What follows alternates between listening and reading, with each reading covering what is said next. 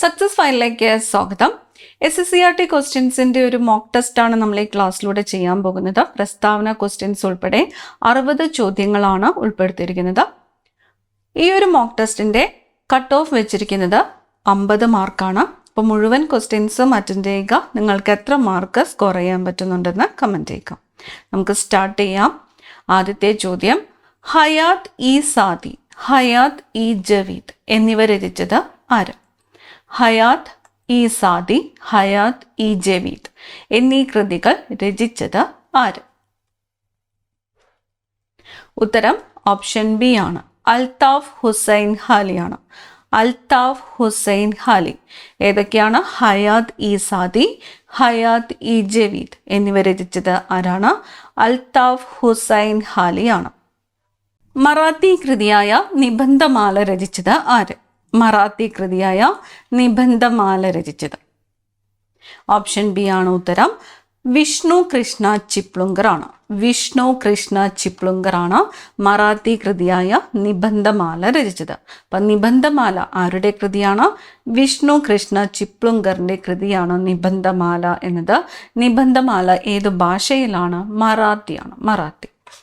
അടുത്ത ചോദ്യം, എൻ്റെ ഗുരുനാഥൻ, ബാപ്പുജി എന്നീ കൃതികൾ രചിച്ചത് ആര്? കൃതികൾ ഏതൊക്കെയാണ്? എൻ്റെ ഗുരുനാഥൻ, ബാപ്പുജി എന്നീ കൃതികൾ രചിച്ചത് ആര്? വള്ളത്തോൾ നാരായണ മേനോനാണ്. വള്ളത്തോൾ നാരായണ മേനോൻ്റെ കൃതികളാണ് എൻ്റെ ഗുരുനാഥൻ, ബാപ്പുജി എന്നീ കൃതികൾ. Vallathol Narayana Menon. Abanindranath Tagore Indian Society of Oriental Arts സ്ഥാപിച്ചത് എവിടെയാണ്? Abanindranath Tagore Indian Society of Oriental Arts സ്ഥാപിച്ചത് എവിടെ? കൊൽക്കത്തയിലാണ്. Kolkata. Indian Society of Oriental Arts സ്ഥാപിച്ചത് ആര് എന്ന് ചോദിച്ചാൽ അബനീന്ദ്രനാഥ് ടാഗോർ ആണ്. എവിടെയാണ്? കൊൽക്കത്തയിലാണ്. Abanindranath Tagore Indian Society of Oriental Arts സ്ഥാപിച്ചത് എവിടെയാണ്? കൊൽക്കത്തയിലാണ്. ഗ്രാമീണ ചണ്ടക്കാരൻ എന്ന ചിത്രം ആരുടേതാണ്? ഗ്രാമീണ ചണ്ടക്കാരൻ എന്ന ചിത്രം ആരുടേതാണ്? നന്ദലാൽ ബോസ്. നന്ദലാൽ ബോസിന്റെ ചിത്രമാണ് ഗ്രാമീണ ചണ്ടക്കാരൻ. ഗ്രാമീണ ചണ്ടക്കാരൻ നന്ദലാൽ ബോസ്. ഇന്ത്യയിലെ ഗ്രാമീണ ജീവിത ദുരിതങ്ങളെ ചിത്രീകരിച്ചത് ആര്? ഇന്ത്യയിലെ ഗ്രാമീണ ജീവിത ദുരിതങ്ങളെ ചിത്രീകരിച്ചത് ആര്? അമൃത ഷെർഗിലാണ്. ഓപ്ഷൻ ബി ആണ് ഉത്തരം. അമൃത ഷെർഗിൽ. കർണാട്ടിക് യുദ്ധങ്ങൾ നടന്നത് ആരൊക്കെ തമ്മിലാണ്? കർണാട്ടിക് യുദ്ധങ്ങൾ നടന്നത് ആരൊക്കെ തമ്മിലാണ്? ഇംഗ്ലീഷുകാരും ഫ്രഞ്ചുകാരുമാണ്. ഇംഗ്ലീഷുകാരും ഫ്രഞ്ചുകാരും തമ്മിലാണ് കർണാട്ടിക് യുദ്ധങ്ങൾ നടന്നത്. ഇംഗ്ലീഷുകാരും ഫ്രഞ്ചുകാരും തമ്മിലാണ് കർണാട്ടിക് യുദ്ധങ്ങൾ നടന്നത്. ബ്രിട്ടീഷുകാർക്കെതിരെ കേരളത്തിൽ നടന്ന ആദ്യത്തെ സംഘടിത കലാപം ഏത്? ബ്രിട്ടീഷുകാർക്കെതിരെ കേരളത്തിൽ നടന്ന ആദ്യത്തെ സംഘടിത കലാപം. സംഘടിതം എന്ന വാക്ക് പ്രത്യേകം നോട്ട് ചെയ്യണം. ബ്രിട്ടീഷുകാർക്കെതിരെ കേരളത്തിൽ നടന്ന ആദ്യത്തെ സംഘടിത കലാപമാണ് ആറ്റിങ്ങൽ കലാപം. ആറ്റിങ്ങൽ കലാപം. ബ്രിട്ടീഷുകാർക്കെതിരെ കേരളത്തിൽ നടന്ന ആദ്യത്തെ കലാപം എന്ന് മാത്രം ചോദിക്കുകയാണെങ്കിൽ അഞ്ചുതെങ്ങ് കലാപമാണ്. ആദ്യത്തെ സംഘടിത കലാപം ഏത് എന്ന് ചോദിച്ചാൽ ആറ്റിങ്ങൽ കലാപമാണ്. ആറ്റിങ്ങൽ കലാപം നടന്ന വർഷം. ആറ്റിങ്ങൽ കലാപം നടന്ന വർഷം 1721. ആറ്റിങ്ങൽ കലാപം നടന്ന വർഷം 1721. മലബാർ ബ്രിട്ടീഷുകാർക്ക് ലഭിക്കാൻ ഇടയാക്കിയ സന്ധി ഏത്? മലബാർ ബ്രിട്ടീഷുകാർക്ക് ലഭിക്കാൻ ഇടയാക്കിയ സന്ധി ശ്രീരംഗപട്ടണം സന്ധിയാണ്. ശ്രീരംഗപട്ടണം സന്ധി മൂലമാണ് മലബാർ ബ്രിട്ടീഷുകാർക്ക് ലഭിക്കുവാൻ ഇടയായത്. ശ്രീരംഗപട്ടണം സന്ധി ഏതാണ്? മലബാർ. ആർക്കാണ്? ബ്രിട്ടീഷുകാർക്ക്. ശ്രീരംഗപട്ടണം സന്ധി ഒപ്പിട്ട വർഷം ഏതാണ്? ശ്രീരംഗപട്ടണം സന്ധി ഒപ്പിട്ട വർഷം 1792 1792 ശ്രീരംഗപട്ടണം സന്ധി ഒപ്പിട്ടത്. 1792. കേരളം പൂർണ്ണമായും ബ്രിട്ടീഷ് ആധിപത്യത്തിന് കീഴിലായത് ഏത് നൂറ്റാണ്ടോടെയാണ്? കേരളം പൂർണ്ണമായിട്ടും ബ്രിട്ടീഷ് ആധിപത്യത്തിന് കീഴിലായത് ഏത് നൂറ്റാണ്ടോടുകൂടിയാണ്? 18ാം നൂറ്റാണ്ടാണ്. 18ാം നൂറ്റാണ്ടോടെയാണ് കേരളം പൂർണ്ണമായിട്ടും ബ്രിട്ടീഷ് ആധിപത്യത്തിന് കീഴിലായത്. 18ാം നൂറ്റാണ്ട്. കേരള സിംഹം എന്നറിയപ്പെട്ടത് ആര്? കേരള സിംഹം പഴശ്ശിരാജ. കേരള സിംഹം എന്നറിയപ്പെട്ടത് ആരാണ്? പഴശ്ശിരാജയാണ്. ബ്രിട്ടീഷ് രേഖകളിൽ പൈച്ചി രാജ എന്ന് വിശേഷിപ്പിച്ചത് ആരെയാണ്? ബ്രിട്ടീഷ് രേഖകളിൽ പൈച്ചി രാജ എന്ന് വിശേഷിപ്പിച്ചിരുന്നത് ആരെയാണ്? പഴശ്ശിരാജയെയാണ്. പഴശ്ശിരാജയെക്കുറിച്ചുള്ള കേരള സിംഹം എന്ന ചരിത്ര നോവൽ രചിച്ചത് ആര്? പഴശ്ശിരാജയെക്കുറിച്ചുള്ള കേരള സിംഹം എന്ന ചരിത്ര നോവൽ രചിച്ചത് ആരാണ്? സർദാർ KM പണിക്കറാണ്. സർദാർ KM പണിക്കറാണ് പഴശ്ശിരാജയെക്കുറിച്ചുള്ള കേരള സിംഹം എന്ന നോവൽ രചിച്ചത്. അപ്പൊ കൃതി ഏതാണ്? നോവൽ ഏതാണ്? കേരള സിംഹമാണ്. കേരള സിംഹം എന്ന നോവലാണ്. ആരെക്കുറിച്ചിട്ടുള്ളതാണ്? പഴശ്ശിരാജയെ കുറിച്ചിട്ടുള്ളതാണ്. രചിച്ചത് ആരാണ്? സർദാർ KM പണിക്കർ. പഴശ്ശിരാജ മരണപ്പെട്ട ദിവസം. പഴശ്ശിരാജ മരണപ്പെട്ട ദിവസം 1805 നവംബർ 30. പഴശ്ശിരാജ മരണപ്പെട്ട ദിവസം 1805 നവംബർ 30. 1805 നവംബർ 30. കുണ്ടറ വിളംബരം നടന്ന വർഷം ഏത്? കുണ്ടറ വിളംബരം 1809. കുണ്ടറ വിളംബരം നടന്ന വർഷം 1809. കുണ്ടറ വിളംബരം നടത്തിയതാര്? കുണ്ടറ വിളംബരം നടത്തിയത് വേലുത്തമ്പി ദളവയാണ്. കുണ്ടറ വിളംബരം നടത്തിയതാരാണ്? വേലുത്തമ്പി ദളവ. കേരളത്തിലെ ആദ്യത്തെ റെയിൽ പാത നിർമ്മിച്ചത് ആര്? കേരളത്തിലെ ആദ്യത്തെ റെയിൽ പാത നിർമ്മിച്ചത് ആര്? ബ്രിട്ടീഷുകാരാണ്. കേരളത്തിലെ ആദ്യത്തെ റെയിൽ പാത നിർമ്മിച്ചത് ആരാണ്? ബ്രിട്ടീഷുകാർ.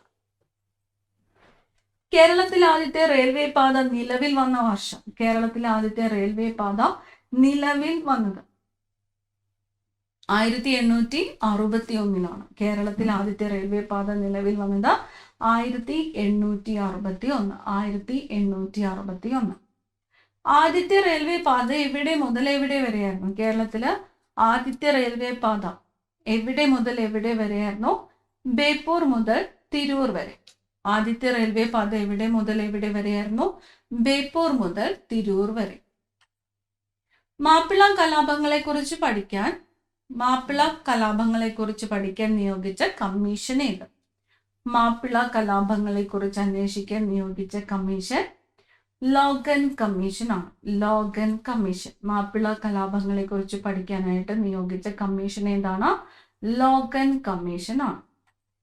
മലബാർ കുടിയായ്മ നിയമം നടപ്പിലാക്കിയ വർഷം. മലബാർ കുടിയായ്മ നിയമം നടപ്പിലാക്കിയത് 1929. മലബാർ കുടിയായ്മ നിയമം നടപ്പിലാക്കിയ വർഷം 1929. മലബാർ കുടിയായ്മ നിയമം ആരുടെ ശുപാർശ പ്രകാരമാണ് നടപ്പിലാക്കിയത്? മലബാർ കുടിയായ്മ നിയമം ആരുടെ ശുപാർശ പ്രകാരമാണ് നടപ്പിലാക്കിയത്? ലോഗൻ കമ്മീഷന്റെ ശുപാർശ പ്രകാരമാണ് മലബാർ കുടിയായ്മ നിയമം നടപ്പിലാക്കിയത്. ഏത് കമ്മീഷനാണ്? Logan commission. മലബാർ കുടിയായ്മ നിയമം. തിരുവിതാംകൂർ പണ്ടാരപ്പാട്ട വിളംബരം പുറപ്പെടുവിച്ചത് ആര്? പണ്ടാരപ്പാട്ട വിളംബരം പുറപ്പെടുവിച്ചത് എന്നാണ് ചോദ്യം. തിരുവിതാംകൂറിലെ പണ്ടാരപ്പാട്ട വിളംബരം പുറപ്പെടുവിച്ചത് എന്ന് 1865. 1865. കൊച്ചിയിൽ കുടിയായ്മ നിയമം നിലവിൽ വന്ന വർഷം. കൊച്ചിയിൽ കുടിയായ്മ നിയമം നിലവിൽ വന്നത് ഏത് വർഷമാണ്? 1914. 1914 കൊച്ചിയിൽ കുടിയായ്മ നിയമം നിലവിൽ വന്നത്. 1914. കൊനേലി പ്ലോട്ട് സ്ഥിതി ചെയ്യുന്ന സ്ഥലം. കൊനേലി പ്ലോട്ട് സ്ഥിതി ചെയ്യുന്നത് നിലമ്പൂരാണ്. നിലമ്പൂർ. കേരളത്തിൽ ആദ്യത്തെ കയർ ഫാക്ടറി ആലപ്പുഴയിൽ സ്ഥാപിച്ച വർഷം.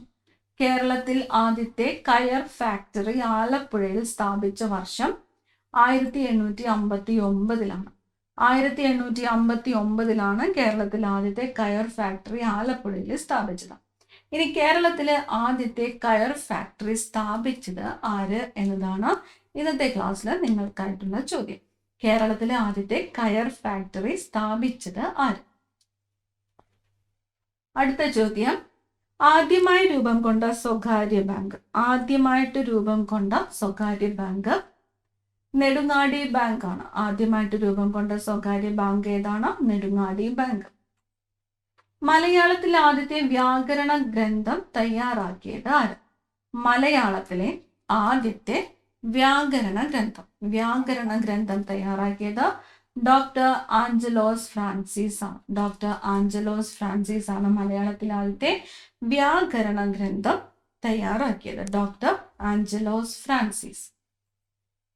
മലയാളത്തിൽ ആദ്യത്തെ നിഘണ്ടു രൂപപ്പെടുത്തിയത് ആരാണ്? നിഘണ്ടു. മലയാളത്തിൽ ആദ്യത്തെ നിഘണ്ടു അർണോസ് പാദ്രിയാണ്. അർണോസ് പാദ്രി. മലയാളത്തിൽ ആദ്യത്തെ നിഘണ്ടു രൂപപ്പെടുത്തിയത് അർണോസ് പാദ്രി. മലയാളത്തിൽ അച്ചടിച്ച ആദ്യത്തെ സമ്പൂർണ്ണ ഗ്രന്ഥം ഏത്? മലയാളത്തിൽ അച്ചടിച്ച ആദ്യത്തെ സമ്പൂർണ്ണ ഗ്രന്ഥം സംക്ഷേപ വേദാർത്ഥമാണ്. സംക്ഷേപ വേദാർത്ഥമാണ് മലയാളത്തിൽ അച്ചടിച്ച ആദ്യത്തെ സമ്പൂർണ്ണ ഗ്രന്ഥം. ലണ്ടൻ മിഷൻ സൊസൈറ്റിയുടെ പ്രവർത്തന മേഖല. ലണ്ടൻ മിഷൻ സൊസൈറ്റിയുടെ പ്രവർത്തന മേഖലയായിരുന്നത് തിരുവിതാംകൂർ ആണ്. ലണ്ടൻ മിഷൻ സൊസൈറ്റിയുടെ പ്രവർത്തന മേഖലയായിരുന്നത് തിരുവിതാംകൂർ. ചർച്ച് മിഷൻ സൊസൈറ്റിയുടെ പ്രധാന പ്രവർത്തന മേഖലകൾ ഏതൊക്കെയായിരുന്നു?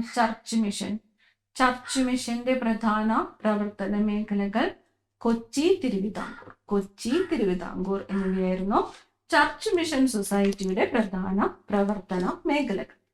അടുത്തത് ബാസൽ ഇവാഞ്ചലിക്കൽ മിഷന്റെ പ്രവർത്തന മേഖല. Basal evangelical mission Malabar. Basal evangelical മിഷന്റെ പ്രധാന പ്രവർത്തന മേഖല ഏതായിരുന്നു? മലബാർ ആയിരുന്നു. മലബാർ.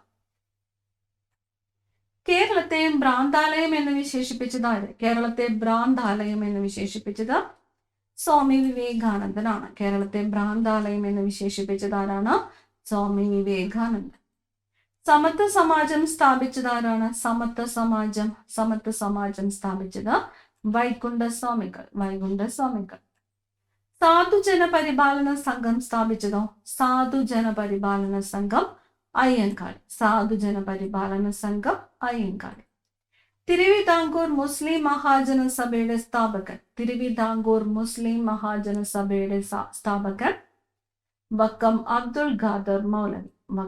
അബ്ദുൽ ഖാദർ മൗലവി. ആത്മവിദ്യാസംഘം സ്ഥാപിച്ചത് ആര്? ആത്മവിദ്യാസംഘം വാഗ്ഭടാനന്ദനാണ്. ആത്മവിദ്യാസംഘം സ്ഥാപിച്ചത് ആരാണ്? വാഗ്ഭടാനന്ദൻ.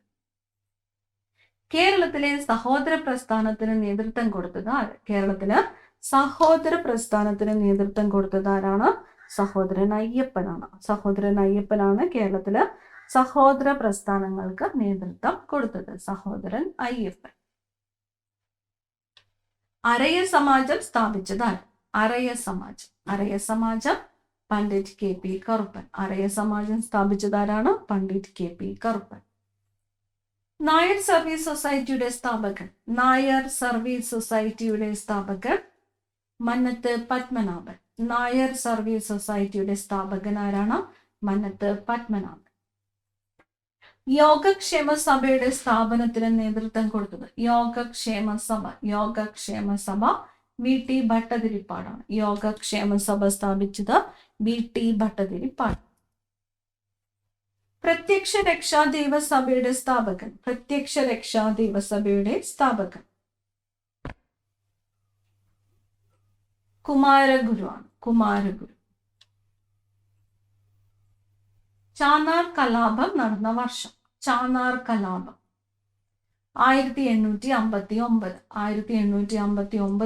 ചാന്നാർ കലാപം നടന്നത് 1859. ശ്രീനാരായണ ഗുരു അരുവിപ്പുറത്ത് ശിവപ്രതിഷ്ഠ നടത്തിയ വർഷം. 1888 ആണ്. 1888 ശ്രീനാരായണ ഗുരു അരുവിപ്പുറത്ത് ശിവപ്രതിഷ്ഠ നടത്തിയത്. അടുത്ത ചോദ്യം, പഴശ്ശിരാജയുമായി ബന്ധപ്പെട്ട് താഴെ പറയുന്ന പ്രസ്താവനകളിൽ ശരിയായവ ഏവ? ബ്രിട്ടീഷ് രേഖകളിൽ പൈച്ചി രാജ എന്ന് വിശേഷിപ്പിക്കപ്പെട്ടത് പഴശ്ശിരാജാവാണ്. പഴശ്ശിരാജാവ് മരണപ്പെട്ടത് 1805 നവംബർ 30. കേരള സിംഹം എന്ന പേരിൽ പഴശ്ശിരാജാവിന്റെ ജീവിതത്തെ ആസ്പദമാക്കി നോവൽ എഴുതിയത് CV രാമൻ പിള്ളയാണ്. നമ്മളോട് ചോദിച്ചിരിക്കുന്നത് എന്താണ്? ശരിയായവ ഏത് എന്നതാണ് ചോദ്യം. ശരിയായത് ഏതാണ്? ഓപ്ഷൻ എ ആണ് ഉത്തരം. 1ഉം 2ഉം ശരിയാണ്. ബ്രിട്ടീഷ് രേഖകളിൽ പഴശ്ശിരാജ എന്ന് വിശേഷിപ്പിക്കപ്പെട്ടത് പഴശ്ശിരാജാവാണ്. പഴശ്ശിരാജാവ് മരണപ്പെട്ടത് 1805 നവംബർ 30-നാണ്. ഇനി കേരള സിംഹം എന്ന പേരിൽ പഴശ്ശിരാജാവിന്റെ ജീവിതത്തെ ആസ്പദമാക്കിയ നോവൽ എഴുതിയത് ആരാണ്? സർദാർ KM പണിക്കറാണ്. സർദാർ KM പണിക്കർ. കേരളത്തിലെ നവോത്ഥാനവുമായി ബന്ധപ്പെട്ട് താഴെ പറയുന്ന പ്രസ്താവനകളിൽ ശരിയായവ ഏവ? ഭ്രാന്താലയം എന്ന് കേരളത്തെ വിശേഷിപ്പിച്ചത് സ്വാമി വിവേകാനന്ദനാണ്. സാധുജന പരിപാലന സംഘം സ്ഥാപിച്ചത് അയ്യങ്കാളിയാണ്. ശ്രീനാരായണ ഗുരു അരുവിപ്പുറത്ത് ശിവപ്രതിഷ്ഠ നടത്തിയത് 1888-ലാണ്. ഉത്തരം ഓപ്ഷൻ ഡി ആണ്. 1, 2, 3 എന്നിവ ശരിയാണ്. 3 പ്രസ്താവനകളും ശരിയാണ്. ഭ്രാന്താലയം എന്ന് വിശേഷിപ്പിച്ചത് സ്വാമി വിവേകാനന്ദനാണ്. സാധുജന പരിപാലന സംഘം സ്ഥാപിച്ചത് അയ്യങ്കാളിയാണ്. ശ്രീനാരായണ ഗുരു അരുവിപ്പുറത്ത് ശിവപ്രതിഷ്ഠ നടത്തിയത് 1888-ലാണ്. മാപ്പിള കലാപങ്ങളുമായി ബന്ധപ്പെട്ട പ്രസ്താവനകൾ പരിശോധിക്കുക. മാപ്പിള കലാപങ്ങളെ കുറിച്ച് അന്വേഷിക്കാൻ നിയോഗിച്ച കമ്മീഷൻ ലോഗൻ കമ്മീഷനാണ്. മലബാർ കുടിയായ്മ നിയമം 1929 നടപ്പിലാക്കിയത് ലോഗൻ കമ്മീഷന്റെ ശുപാർശ പ്രകാരമാണ്. ഉത്തരം ഓപ്ഷൻ സി ആണ്. 2ഉം ശരിയാണ്. മാപ്പിള കലാപങ്ങളെ കുറിച്ച് അന്വേഷിക്കാൻ നിയോഗിച്ച കമ്മീഷൻ ഏതാണ്? ലോഗൻ കമ്മീഷനാണ്. മലബാർ കുടിയായ്മ നിയമം 1929 നടപ്പാക്കിയത് ലോഗൻ കമ്മീഷന്റെ ശുപാർശ പ്രകാരമാണ്. 2 പ്രസ്താവനകളും ശരിയാണ്. കേരളത്തിലെ സാമൂഹിക പരിഷ്കരണ പ്രസ്ഥാനങ്ങളുമായി ബന്ധപ്പെട്ട പ്രസ്താവനകൾ പരിശോധിക്കുക. നായർ സർവീസ് സൊസൈറ്റി സ്ഥാപിച്ചത് മന്നത്ത് പത്മനാഭനാണ്. പണ്ഡിറ്റ് KP കറുപ്പൻ അരയ സമാജം സ്ഥാപിച്ചു. യോഗക്ഷേമ സഭയുടെ സ്ഥാപനത്തിന് VT ഭട്ടതിരിപ്പാട് നേതൃത്വം നൽകി. ഉത്തരം ഓപ്ഷൻ ഡി ആണ്. 3 പ്രസ്താവനകളും ശരിയാണ്. നായർ സർവീസ് സൊസൈറ്റി സ്ഥാപിച്ചത് മന്നത്ത് പത്മനാഭൻ ശരിയാണ്. പണ്ഡിറ്റ് KP കറുപ്പൻ അരയ സമാജം സ്ഥാപിച്ചു ശരിയാണ്. യോഗക്ഷേമ സഭയുടെ സ്ഥാപനത്തിന് VT ഭട്ടതിരിപ്പാടാണ് നേതൃത്വം നൽകിയത് ശരിയാണ്. ബ്രിട്ടീഷ് മലബാർ ചരിത്രവുമായി ബന്ധപ്പെട്ട് താഴെ പറയുന്ന പ്രസ്താവനകളിൽ ശരിയായവ ഏവ? 1792 ശ്രീരംഗപട്ടണം സന്ധിയിലൂടെ മലബാർ ബ്രിട്ടീഷുകാർക്ക് ലഭിച്ചു. മലബാർ കുടിയായ്മ നിയമം 1929 നടപ്പിലാക്കിയത് ലോഗൻ കമ്മീഷന്റെ ശുപാർശ പ്രകാരമാണ്. കൊനോലി പ്ലോട്ട് നിലമ്പൂരിലാണ് സ്ഥിതി ചെയ്യുന്നത്. കൊനോലി പ്ലോട്ട് നിലമ്പൂരിലാണ് സ്ഥിതി ചെയ്യുന്നത്. 3 പ്രസ്താവനകളും ശരിയാണ്. ഓപ്ഷൻ ഡി ആണ് ഉത്തരം. പോർച്ചുഗീസുകാരുമായി ബന്ധപ്പെട്ട് താഴെ പറയുന്ന പ്രസ്താവനകളിൽ ശരിയായവ ഏവ? ഇന്ത്യയിലെ ആദ്യത്തെ യൂറോപ്യൻ കോട്ടയായ മാനുവൽ കോട്ട സ്ഥിതി ചെയ്യുന്നത് കൊച്ചിയിലാണ്. ചവിട്ട് നാടകം, മാർഗംകളി തുടങ്ങിയ കലാരൂപങ്ങൾ കേരളത്തിൽ പ്രചരിപ്പിച്ചത് പോർച്ചുഗീസുകാരാണ്. ഇന്ത്യയിൽ ആദ്യമായിട്ട് അച്ചടി വിദ്യ പ്രചരിപ്പിച്ചത് ഡച്ചുകാരാണ്. ശരിയായവയാണ് ചോദിച്ചിരിക്കുന്നത്. ഓപ്ഷൻ എ ആണ് ഉത്തരം. 1, 2 എന്നിവ മാത്രം. പോർച്ചുഗീസുകാരുമായിട്ട് ബന്ധപ്പെട്ട് താഴെ പറയുന്ന പ്രസ്താവനകളിൽ ശരിയായിട്ടുള്ളത് ഓപ്ഷൻ എ ആണ്. 1, 2 എന്നിവ ശരിയാണ്. ഇന്ത്യയിൽ ആദ്യത്തെ യൂറോപ്യൻ കോട്ടയായ മാനുവൽ കോട്ട സ്ഥിതി ചെയ്യുന്നത് കൊച്ചിയിലാണ്. ചവിട്ട് നാടകം, മാർഗംകളി തുടങ്ങിയ കലാരൂപങ്ങൾ കേരളത്തിൽ പ്രചരിപ്പിച്ചത് പോർച്ചുഗീസുകാരാണ് എന്നിവ ശരിയാണ്. 3ാമത്തെ പ്രസ്താവന പറഞ്ഞിരിക്കുന്നത് ഇന്ത്യയിൽ ആദ്യമായിട്ട് അച്ചടി വിദ്യ പ്രചരിപ്പിച്ചത് ഡച്ചുകാരാണ് എന്നാണ്. ഇന്ത്യയിൽ ആദ്യമായിട്ട് അച്ചടി വിദ്യ പ്രചരിപ്പിച്ചത് പോർച്ചുഗീസുകാരാണ്. അടുത്ത ചോദ്യം, കേരള ചരിത്രത്തിലെ സുപ്രധാന മതപരമായ സംഭവങ്ങളുമായി ബന്ധപ്പെട്ട പ്രസ്താവനകൾ പരിശോധിക്കുക. ഉദയം പേരൂർ സുന്നഹദോസ് നടന്ന വർഷം 1599 ആണ്. കൂനൻ കുരിശു സത്യം നടന്ന വർഷം 1653 ആണ്. ഓപ്ഷൻ സി 2ഉം ശരി. ഉദയം പേരൂർ സുന്നഹദോസ് നടന്ന വർഷം 1599 ശരിയാണ്. കൂനൻ കുരിശു സത്യം നടന്ന വർഷം 1653 ശരിയാണ്. താഴെ പറയുന്നവയിൽ പോർച്ചുഗീസുകാർ ഇന്ത്യയിൽ കൊണ്ടുവന്ന കാർഷിക വിളകൾ ഏവ? തന്നിരിക്കുന്നു. കശുമാവ്, പപ്പായ, നെല്ല്, പൈനാപ്പിൾ. പോർച്ചുഗീസുകാർ ഇന്ത്യയിൽ കൊണ്ടുവന്ന കാർഷിക വിളകൾ ഏതൊക്കെയാണ്? ഓപ്ഷൻ ബി 1, 2, 4 എന്നിവ. കശുമാവ്, പപ്പായ, പൈനാപ്പിൾ. നേഷൻ എന്ന പത്രം ആരംഭിച്ചത് ആര്? നേഷൻ എന്ന പത്രം ആരംഭിച്ചത് ഗോപാലകൃഷ്ണ ഗോഖലെ. പോർച്ചുഗീസുകാരുടെ ഭരണകാലവുമായി ബന്ധപ്പെട്ട പ്രസ്താവനകൾ വിലയിരുത്തുക. ഇന്ത്യയിൽ ആദ്യത്തെ യൂറോപ്യൻ കോട്ട കൊച്ചിയിലെ മാനുവൽ കോട്ടയാണ്. ഗോവ, ദാമൻ, ദിയു എന്നിവ പോർച്ചുഗീസ് അധീനതയിലായിരുന്നു. ഓപ്ഷൻ സി രണ്ടും ശരി. ഓപ്ഷൻ സി ആണ് ഉത്തരം. രണ്ടും ശരി. ശാശ്വത ഭൂനികുതി വ്യവസ്ഥയുമായി ബന്ധപ്പെട്ട് താഴെ പറയുന്ന പ്രസ്താവനകളിൽ ശരിയായവ ഏവ? കോൺവാലിസ് പ്രഭുവാണ് ഈ വ്യവസ്ഥ നടപ്പിലാക്കിയത്. രണ്ടാമത്തെ പ്രസ്താവന ബംഗാൾ, ബീഹാർ, ഒറീസ എന്നീ പ്രദേശങ്ങളിലാണ് ഇത് നടപ്പിലാക്കിയത്. ഈ വ്യവസ്ഥ പ്രകാരം കർഷകർക്ക് നേരിട്ട് ഭൂമിയുടെ ഉടമസ്ഥാവകാശം ലഭിച്ചു. നമ്മളോട് ചോദിച്ചിരിക്കുന്നത് ശരിയായവ ഏവ എന്നതാണ്. ഉത്തരം ഓപ്ഷൻ എ ആണ്. ഒന്നാമത്തെയും രണ്ടാമത്തെയും പ്രസ്താവനകളാണ് ശരിയായിട്ടുള്ളത്. കോൺവാലിസ് പ്രഭുവാണ് ഈ വ്യവസ്ഥ നടപ്പിലാക്കിയത്. ബംഗാൾ, ബീഹാർ, ഒറീസ എന്നീ പ്രദേശങ്ങളിലാണ് ഇത് നടപ്പിലാക്കിയത്. ഈ ക്ലാസ്സിലെ അവസാനത്തെ ചോദ്യമാണ്. റൈറ്റ് വാലി സമ്പ്രദായവുമായി ബന്ധപ്പെട്ട പ്രസ്താവനകൾ പരിശോധിക്കുക. ഈ സമ്പ്രദായം പ്രധാനമായും നടപ്പിലാക്കിയത് ദക്ഷിണേന്ത്യയിലും ഡെക്കാൻ പ്രദേശങ്ങളിലുമാണ്. ഈ വ്യവസ്ഥയിൽ ഗവൺമെന്റിനും കൃഷിക്കാരനും തമ്മിൽ നേരിട്ട് നികുതി ബന്ധമുണ്ടായിരുന്നു. റയറ്റ് വാരി സമ്പ്രദായം. ഓപ്ഷൻ സി ആണ് ഉത്തരം. രണ്ടും ശരിയാണ്. ഈ സമ്പ്രദായം പ്രധാനമായിട്ട് നടപ്പിലാക്കിയത് ദക്ഷിണേന്ത്യയിലും ഡെക്കാൻ പ്രദേശങ്ങളിലുമാണ്. ഈ വ്യവസ്ഥയിൽ ഗവൺമെന്റിനും കൃഷിക്കാരനും തമ്മിൽ നേരിട്ട് നികുതി ബന്ധമുണ്ടായിരുന്നു. നിങ്ങൾക്ക് എത്ര മാർക്ക് സ്കോർ ചെയ്യാൻ പറ്റിയെന്ന് കമൻറ്റ് ചെയ്യുക. അടുത്ത ക്ലാസ്സിൽ കാണാം.